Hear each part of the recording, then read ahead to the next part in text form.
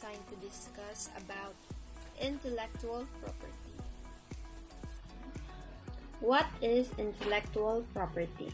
Intellectual property is a broad category description for the sets of intangible assets owned and legally protected by a company or individual from outside use or implementation without consent. An intangible asset is non-physical asset that a company or persons own.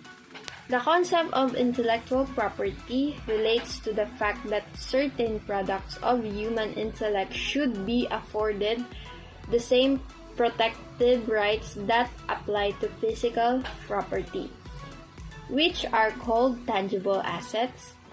More developed economies have legal measures in place to protect both from of property. So, let me discuss to you naman the functions of intellectual property. First is copyright. So, what is copyright? Copyright is a collection of rights that automatically vest to someone who creates an original work of authorship like a literary work, song, movie, or software. These rights include the right to reproduce the work, to prepare derivative works, to distribute copies, and to perform and display the work publicly. To understand how these rights can be used or licensed, it's helpful to analogize them to a bundle of sticks where each stick represents a one of these rights. The copyright owner has the right to keep each sticks for themselves, to transfer them individually to one or more people, or to transfer them collectively to one or more people. In short, copyrights allows the owner to choose the ways his or her copywritten works are made available to a public. There are three basic requirements that a work must meet to be protected by copyright. The work must be original, a work of authorship, fixed. So, original, to be original, a work must merely be independently created. So, a work of authorship, to qualify as a work of authorship for the purpose of copyright protection, a work must be product of creative expression that falls under the category of copyrightable subject matter. Fixed, to meet the fixation requirements, a work must be fixed in intangible medium of expression. Trade secrecy and domains. Trade is a newest generic top-level domain, having first become available to the public in 2014. That means anyone, anywhere in the world can register a trade domain name and you have better chance to getting the exact name you want. A domain strategy that delivers a robust domain strategy can deliver bottom-line results by reducing unnecessary costs, defining policies and future domains, and determining the risks and gaps in your existing portfolio. A market domain may be defined as a segment of a broader industry with a strategic focus of target of meeting a particular business or customer's needs in the marketplace. Strategy can be formulated at three levels, namely the corporate level, the business level, and the functional level. At the corporate level, strategy is formulated from your organization as a whole. Corporate strategy deals with the decision related to the various business areas in which the firm operates and completes. What is patent? A patent is the granting of a property rights by sovereign authorities to an inventor.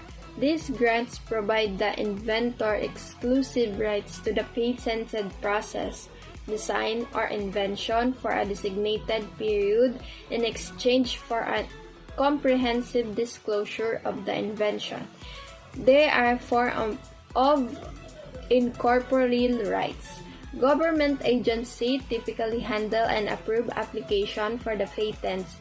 In the United States, Patents and Trademark Office, which is part of the Department of Commerce, handles application and grants approvals. That's all for the patents. Hi guys, my name is Jewel Artalagtag and I'm gonna tackle about the free software. What is a free software? Free software is a matter of liberty. All users are legally free to do what they want with near copies of free software, including profiting from them, regardless of how much is paid to obtain the program. Computer programs are deemed free if they give end user, not just the developer, ultimate control over the software or near device. And this is the example of free software. A free software operating system runs some representative application like the Firefox web browser, the VM text editor, the GIMP image editor, and the VLC media player are shown. And that's all. The privacy and the law. Privacy law is the body of law that deals with the regulating, strong, and using a personally identifiable information, personal healthcare information, and financial information of individuals, which can be collected by governments, public or private organization, or other individuals.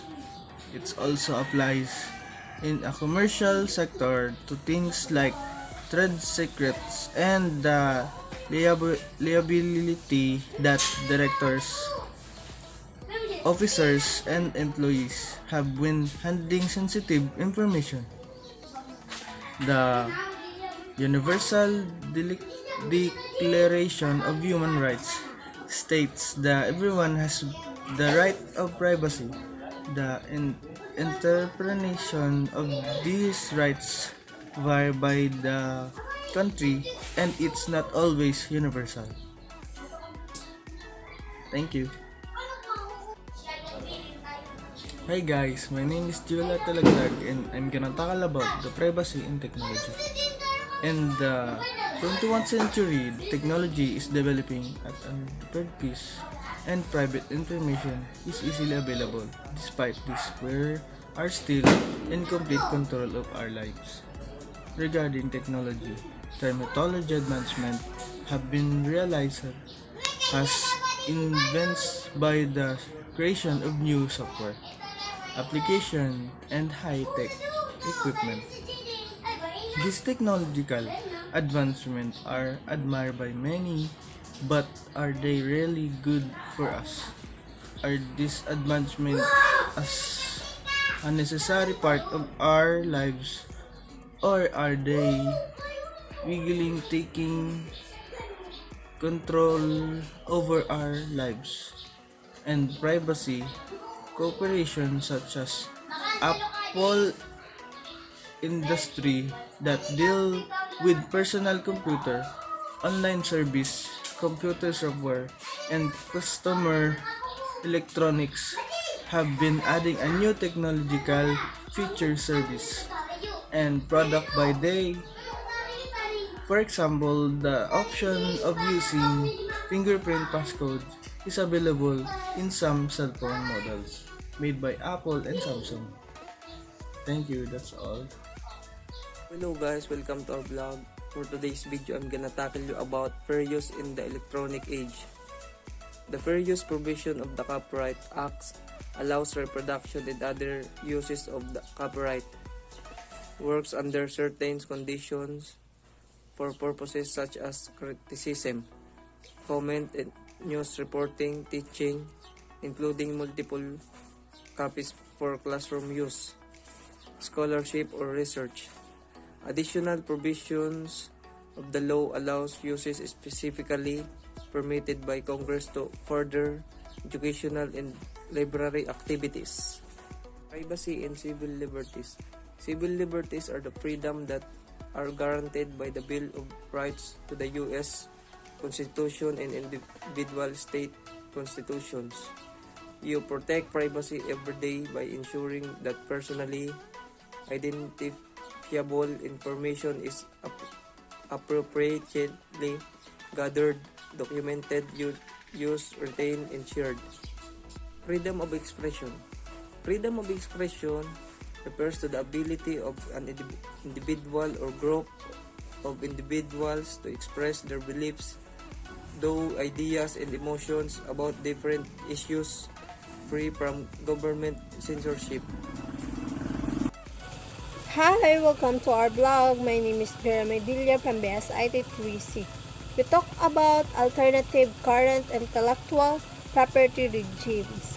The alternative IPR regimes propose that either substitute to one of the IPS or replace the entire system, many of which are operating in the current system, such as the open access system, click wrap and string wrap, contacts, Creative Commons license, defensive publication, prize or reward system, and etc.